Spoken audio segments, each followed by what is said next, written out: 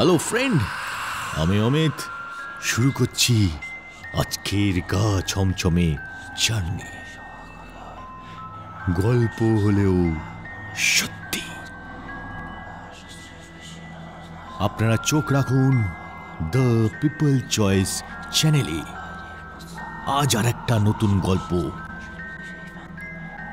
গল্প হলেও সত্যি। আজকের গল্প রক্ত।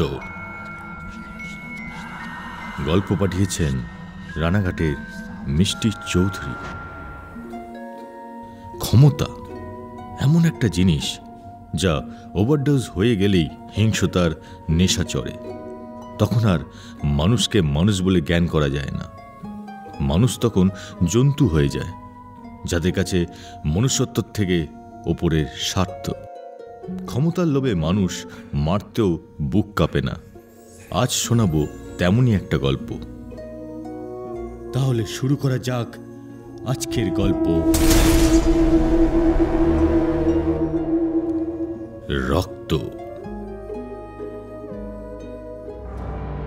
একে একে গুড়িয়ে যাচ্ছে দোকানগুলো। মিনতি মাসির চায়ের দোকান, লালু কাকার পানবিড়ির গুমটি, রাম জেঠুর ফাস্টফুডের স্টল, সব একে একে ধুলোয় মিশছে। রেলের উচ্ছেদ অভিযান চলছে। জেসিবির চাকাগুলো পিষে ফেলছে 20টা পরিবারের রুটি রুজি। কাঁদতে কাঁদতে রেল কর্তাদের পায়ে পড়ে গেল দোকানদাররা। ওদের মধ্যে কেউ কাতর গলায় বলল, মরে যাবো স্যার, দয়া করে আমাদের দোকানগুলো ভাঙবেন না, এবারের মতো ছেড়ে দিন, আমরা ধীরে ধীরে দোকান সরিয়ে নেব। কিন্তু কর্তাদের মন গলানো কি আর অত সহজ? তো মুখ থেকে পানের পিক ফেলে লালু কাকার বুকে খুব জোরে একটা লাথি মারল রেলকর্তা। ছিটকে সরে এলো ভিড়টা। লালু কাকার মুখ থেকে রক্ত বেরোচ্ছে। আর কোনো রাস্তা নাই, এবার না খেয়ে মরাই ওদের ভবিষ্যৎ। জেসিবিটা এবার এগোচ্ছে মিনতি কাকিমার দোকানের দিকে। ধ্বংসে মত্ত ড্রাইভার চাকা তুলে দিল ছোট্ট গুমটিটা উপর। অমনি ইট কাঠের ফাঁক দিয়ে গড়িয়ে এলো রক্ত। বুক চাপড়ে কাচ্ছে মিনতি কাকিমা আর বলছেন, আমার মেয়েটাকে মেরে দিল, ওদের দোকান ভাঙার এত তাড়া, আমার মেয়েটাকে মেরে দিল, মেয়েটাকে বার করতে দিল না। এত চিৎকার চেঁচামেচিতে ভয় পেয়ে এতক্ষণ দোকানের ভিতরে লুকিয়েছিল মিনতি কাকিমার 6 বছরের তুলি। দোকানের সঙ্গে পিষে গেছে ওই ছোট্ট মেয়েটাও। চোখের সামনে একটা প্রাণ চলে গেল, অথচ রেলকর্তা অতনু বিশ্বাসের ভুরু পর্যন্ত কোচকালো না।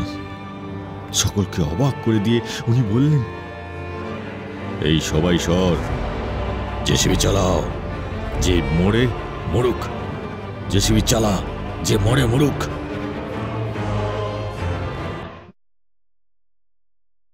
ঘটনার পর 2.5 মাস কেটে গেছে। সেদিন উচ্ছেদ অভিযানের পর উপরমহলে বেশ বাহবা পেয়েছেন অতনু বিশ্বাস। ছোট তুলির কথাটা উনি চেপে গেছেন। কোনো পুলিশ কেস হয়নি। কর্তার সুপারিশে পোষা গুন্ডাদের দিয়ে আশপাশের দোকানদারদের মুখ বন্ধ করিয়েছেন। সব গুছিয়ে আজ প্রমোশনের লেটারটা হাতে পেলেন অতনু। তাই একটু সেলিব্রেট করতে হুইস্কি নিয়ে বসেছেন। ঝম্পেশ করে 5 নম্বর পেকটা বানিয়ে চুমুক দিয়েই আটকে উঠলেন। মুখে যেন আষ্টে গন্ধওয়ালা কোনো তরল গেল। জিনিসটা একটু গাঢ়, ঠিক যেন রক্তের মতো। অতনু বিশ্বাসের চোখে তখন ঝিম ধরেছে, মাথায় মদ চড়েছে। অনেক কষ্টে দৃষ্টি স্থির রেখে দেখার চেষ্টা করলেন গ্লাসে আসলে কি আছে। কি রক্ত এলো কোথার থেকে? হুইস্কির বদলে 1 গ্লাস রক্ত। অতনুর হাত থেকে গ্লাসটা পড়ে গিয়ে সেই রক্ত ছড়িয়ে গেল গোটা মেঝেতে।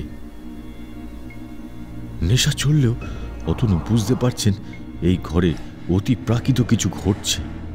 দাঁড়ানোর শক্তিটুকু নেই তার। চেয়ার থেকে প্রায় হামাগুড়ি দিয়ে দরজার কাছে যাওয়ার চেষ্টা করলেন। হঠাৎ সামনে দেখলেন এক জোড়া পা।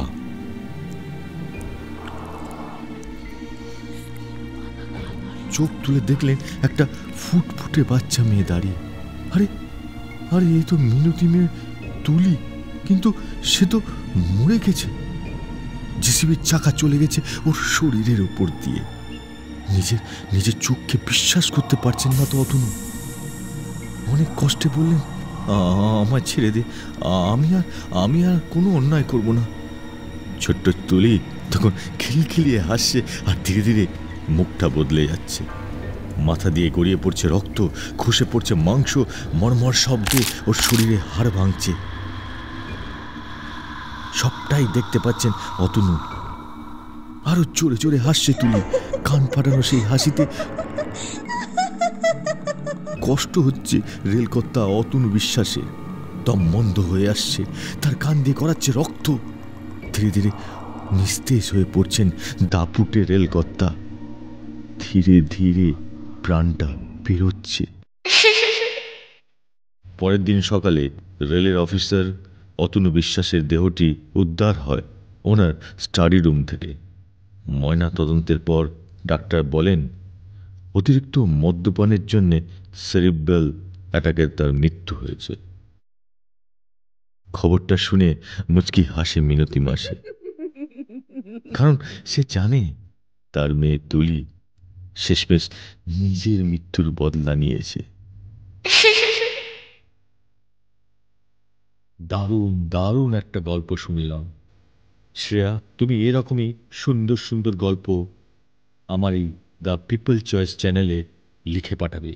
এরকম সুন্দর সুন্দর গল্প যদি আপনাদের কাছে থাকে, তাহলে আপনারা প্লিজ দয়া করে আমার এই হোয়াটসঅ্যাপ নাম্বার 7278864763 অথবা 8335873777 আপনাদের নাম লিখে পাঠাবেন। আমি আপনাদের গল্পগুলো পড়ব। প্লিজ দয়া করে আপনারা আপনাদের পছন্দ মতো কোনো গল্প আমার এই দুটো নম্বরে লিখে পাঠাবেন। ধন্যবাদ। আজ এখানেই শেষ করলাম।